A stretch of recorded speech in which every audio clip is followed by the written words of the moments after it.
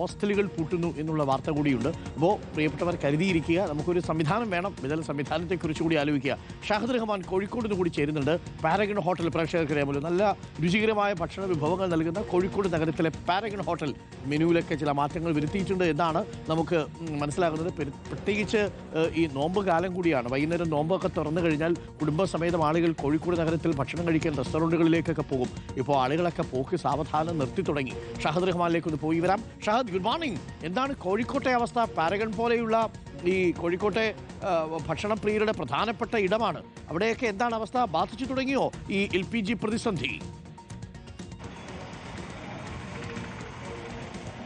Doctor Arun സൂചിപ്പിച്ചതുപോലെ തന്നെ കോഴിക്കോട്ടെ രുചിപ്പെരുമ അത് പാരഗൺ ഹോട്ടൽ, അതുപോലെ തന്നെ സാഗർ ഹോട്ടൽ, ബോംബെ ഹോട്ടൽ, അങ്ങനെ നിരവധി ഹോട്ടലുകളുണ്ട്. അപ്പോൾ കോഴിക്കോട് നഗരത്തിലെത്തുന്ന, കോഴിക്കോട് ഉള്ള ആളുകൾ മാത്രമല്ല, കോഴിക്കോട് നഗരത്തിലേക്ക് എത്തുന്ന ആളുകളൊക്കെ തന്നെ ആദ്യമായിട്ട് ഭക്ഷണം കഴിക്കാൻ എത്തുന്ന ഒരു ഇടമാണ്. പ്രത്യേകിച്ച് ഇവിടുത്തെ ബിരിയാണിയൊക്കെ ഭയങ്കര ഫേമസ് ആണ്. പ്രത്യേകിച്ച് ഈ നോമ്പ് കാലമാകുന്ന സമയത്ത് വൈകുന്നേരങ്ങളിൽ ആളുകൾ ചെറിയ ചെറിയ കടികൾ കഴിക്കാനും അല്ലാതെയുള്ള ഭക്ഷണം കഴിക്കാനും ഒക്കെ ആയിട്ട് നിരവധി പേരെത്തും. പക്ഷേ നിലവിൽ ഇപ്പോൾ ഇവിടെയും അത്തരത്തിലുള്ള പ്രതിസന്ധികളുണ്ട് എന്നുള്ളതാണ് നമുക്ക് ഇവിടെയുള്ള ആളുകളുമായി സംസാരിക്കുന്ന ഘട്ടത്തിൽ മനസ്സിലാക്കാൻ സാധിക്കുന്നത്. ഏകദേശം 1200ഓളം മെനുകൾ അല്ലെങ്കിൽ ഐറ്റം ഇവിടെ ഉണ്ട്. അത് വെട്ടിച്ചുരുക്കി ഏകദേശം 200 ആക്കി എന്നുള്ളതാണ് നമുക്ക് മനസ്സിലാക്കാൻ സാധിക്കുന്നത്. ഇപ്പോൾ ഇവിടുത്തെ മാനേജർ നമുക്കൊപ്പം ചേരുന്നുണ്ട്. ചേട്ടാ, അപ്പം എന്താണ് നിലവിലെ ഒരു അവസ്ഥ? പാരഗണിനെ എങ്ങനെയാണ് ഇപ്പോൾ ഈ ഒരു പ്രതിസന്ധി ബാധിച്ചിട്ടുള്ളത്? നമ്മൾക്ക് ഇതിൻ്റെ ഗ്യാസിൻ്റെ ലഭ്യത വളരെയധികം ബുദ്ധിമുട്ടുണ്ട്. ചെറിയൊരു അളവിൽ മുൻകരുതലും അതിൻ്റെ ചുരുക്കിക്കൊണ്ടുള്ളതിലുള്ള ഗ്യാസിലാണ് പോകുന്നത്. അപ്പോൾ ഇപ്പം നമ്മുടെ 1500ഓളം മെനു ഉള്ളത് നമ്മളൊരു 20-25ലേക്ക് വെട്ടി കുറച്ചിട്ടുണ്ട്. അപ്പോൾ എല്ലാ ഐറ്റംസ് ഒന്നും ഇല്ല. 20ലേക്ക് വെട്ടി കുറച്ചു. ഞാൻ 200 എന്നാണ് പറഞ്ഞത്. 10-20 ഐറ്റം ബൾക്കാണ് മെയിൻ.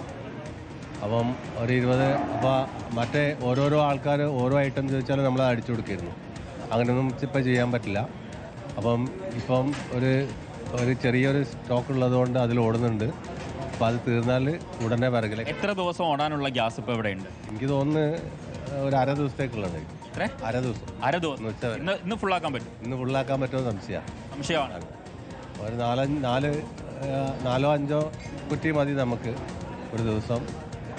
അപ്പം നമ്മളിപ്പം ബിരിയാണിക്ക് പകുതി ഗ്യാസും പകുതി നമ്മൾ ചിരട്ടയാണ് ഉപയോഗിക്കുന്നത്. അതുകൊണ്ട് ബിരിയാണിക്കുള്ള ഒരു ചെറിയ പ്രിപ്പറേഷനാണ് അളവിലാണ് ഗ്യാസ് വേണ്ടിയിട്ടുള്ളൂ. അപ്പോൾ നമ്മൾ വിറക് കൊണ്ടുവരാനുള്ള ശ്രമം തുടങ്ങിയോ? ഇപ്പം ഗ്യാസ് ഇന്ന് തീരുവാണെങ്കിൽ നാളെ മുതൽ വിറകിലേക്ക് മാറേണ്ടി വരില്ലേ? അതിനുള്ള സംവിധാനം ഒരുക്കിയിട്ടുണ്ടോ? അല്ലെങ്കിൽ അടയ്ക്കാനാണോ പരിപാടി? വിറക് നമ്മൾ ഒരു മുൻകരുതൽ മാതിരി ഉപയോഗിച്ച് തുടങ്ങി. കാരണം ഗ്യാസ് അങ്ങനെ മുഴുവൻ ഗ്യാസിലേക്ക് പോകാണ്ട് ഇടയ്ക്കിടയ്ക്ക് വിറകും ഉപയോഗിച്ച് തുടങ്ങി നമ്മൾ. തുടങ്ങി. ഇനി ഫ്യൂച്ചറിൽ നമ്മൾ ഇലക്ട്രിക്കൽ സംഗതികളിലൊക്കെ പോകേണ്ടി വരും. അതിനെ കുറച്ച് ഇൻവെസ്റ്റ്മെൻറ്റ് കൂടുതലായിരിക്കും. ഫ്യൂച്ചറിൽ നമ്മൾ ഇലക്ട്രിസിറ്റി മറ്റേ റേഞ്ചസിലേക്കൊക്കെ പോകേണ്ടി വരും.